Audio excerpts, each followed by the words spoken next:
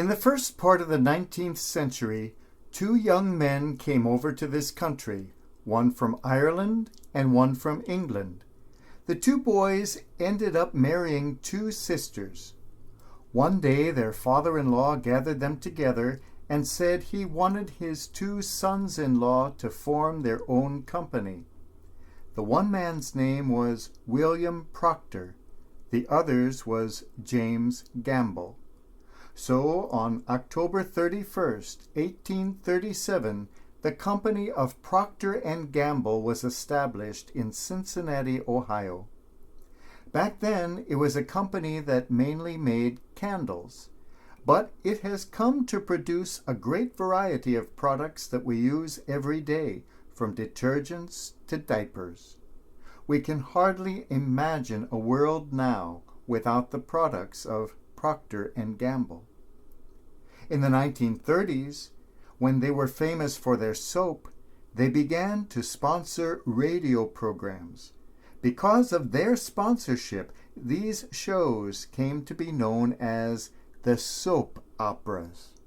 A little trivia. How did they go from being a candle company to being a soap company? In 1879, the company had been in big trouble because their main product at that time was candles. People needed candles for their homes. People needed candles for their chandeliers. People needed candles to see.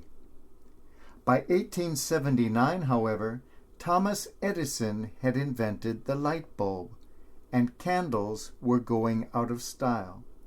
It looked like the company was about to fold. Candle sales plummeted because candles were only sold for special occasions, such as birthdays, or sold to churches. But churches and birthdays could not keep the whole company in business. One day, an accident occurred which saved the day. It was in one of their factories called Ivorydale in the town of St. Bernard, Ohio. One of the workers forgot to turn off the machine when he went on his lunch break.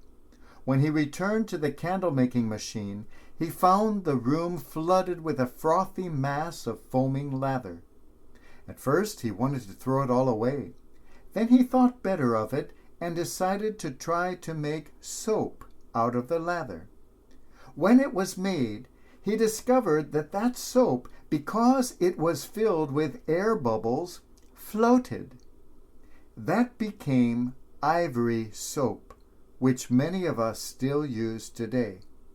The reason ivory soap became such a bestseller and saved the company from bankruptcy was because in those days in Cincinnati, many people still bathed in the Ohio River. And if you had a bar of soap that floated, then it wouldn't sink and you wouldn't lose your soap. So it became extremely popular in Ohio and then in the rest of the country. So often we seem to be living in a world of darkness, where we struggle to find our way. We are told we are the light of the world, but sometimes our light doesn't seem to want to turn on. We can't even see our own way, much less light up the world around us. Sometimes the world just doesn't seem to have much use for candles anymore. But if you can't always be a candle, then try floating like a bar of ivory soap. You don't have to scrub. You don't have to rub. You don't have to do anything. Just be. And be aware of the divine stuff that you are made of, the stuff that candles and soap are made of. Be aware that you are meant to be exactly where you are now. Just float gently in God's hands. You will not sink, you will not be lost.